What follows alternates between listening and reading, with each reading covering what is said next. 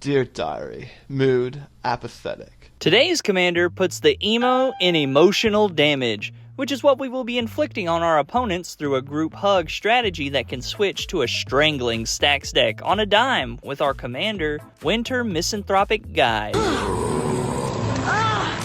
Winter Misanthropic Guide is a 4-mana, 1 generic, 1 black, 1 red, 1 green, so Jund colors, 3/4 legendary creature human warlock that says, Ward 2. At the beginning of your upkeep, each player draws 2 cards, and a Delirium ability that says as long as there are 4 or more card types among cards in your graveyard, those cards being creature, artifact, enchantment, instant sorcery, planeswalker battle, and land, each opponent's hand size is equal to 7 minus the number of those cards in your graveyard. Instantly, you can draw aligned to what this deck wants to do, which can be a feel-bad to our opponents, if we were to take it in that direction. Instead, we look to take a more subtle approach by making it a group hug deck that punishes for cards in hand or drawing cards. But if our opponents don't want to play nice with the toys we've given them through card advantage, then they can suffer when we turn on our Delirium ability and strip away their hand, dealing damage to them the whole time. The deck looks to take advantage of several things: people's hands being full, people drawing cards, and people's hands being too full.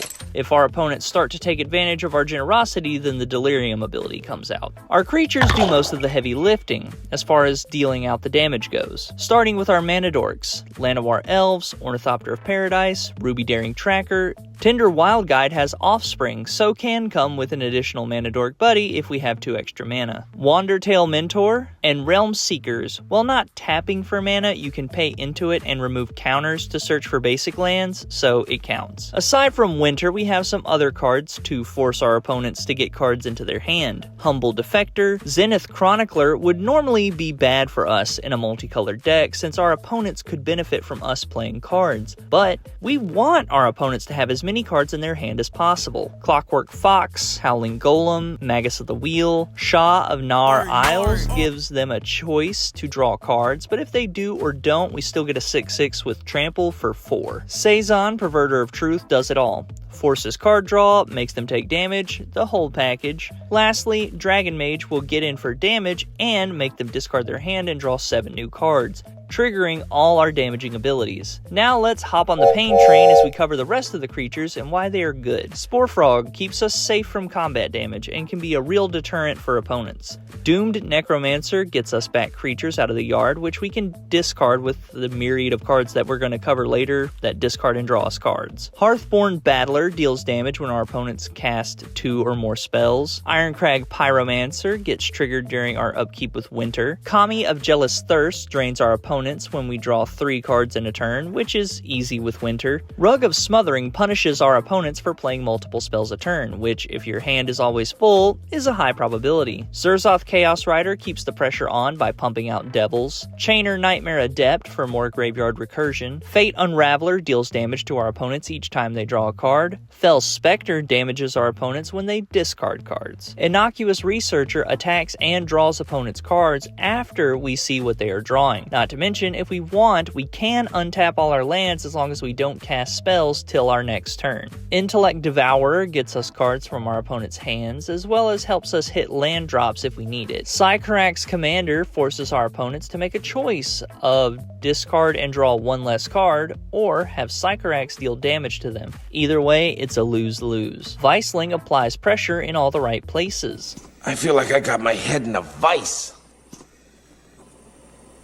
Flame Rush Rider makes tokens, helping us double up on some of these one-time ETBs. Psychosis Crawler deals 1 damage whenever we draw cards, and has power and toughness equal to our hand. Calamity Galloping Inferno, again like Flame Rush Rider, doubles up on our valuable ETBs and makes us tokens. Crabomination strips away a card from opponents' hands, the top of their deck, and their graveyard. And since it's a card at random, we can potentially grab their best thing. Angrath's Marauders doubles our damage to close games out quickly. And lastly, Elder Brain makes our opponents draw more cards as well as lets us play stuff out of their hands. Moving into our sorceries, Faithless Looting and Cathartic Reunion both draw us cards and discard cards to get our triggers going. Cruel Claw's Heist with a gift gives us even more cards to look at in our opponent's hands. Wear Down can get rid of problematic artifacts or enchantments. Collective Defiance can have our opponents drawing even more cards, but it's also modal in case that's not enough. Victimize, Dread Return, and Coiling Rebirth are recursion. Inner Fire can net us a bunch of mana for big turns, and Nature's Resurgence forces everyone to draw cards for each creature card in their graveyard. In response, let's go to our instants. Supernatural Stamina, in case they try to remove a certain crucial piece of our pain train. Blessed Respite and Druid's Deliverance are fog effects, and Thrill of Possibility.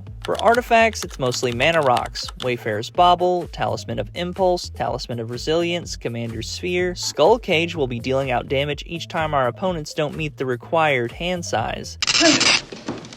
And Coveted Jewel benefits us both ways. Even if our opponents get a hold of it, they have to draw 3 cards, which we will make sure is very painful. Next up are enchantments. Bitter Reunion is Thrill of Possibility, but on an enchantment that we can crack at a later time to give haste, as well as put another card type into our graveyard. Fecundity, even though it is a May ability, who is going to turn down card draw until it's too late? Megrim to punish opponents for discarding cards because a mind is a terrible thing to waste. Rites of Flourishing is more card draw and getting to play additional lands. Unquenchable Fury deals damage equal to the number of cards in hand, and it's hard to get rid of permanently. Raider's Wake for more discard punishment. Spiteful Visions for more card draw and punishment. Lastly, Price of Knowledge makes hand size not matter at all, but with all our card draw, this can be dealing huge amounts of damage. For Planeswalkers, we bring both Ob Nixilis's in the Reignited and the Hate Twisted. Both do unique things to further our game plan, but the important one is that they damage people for drawing cards. Lastly, the lands. Blighted Woodland, Command Tower, Evolving Wilds, Myriad Landscape, Tainted Peak, Tainted Woodland, Terramorphic Expanse, 10 Forests, 9 Mountains, and 9 Swamps.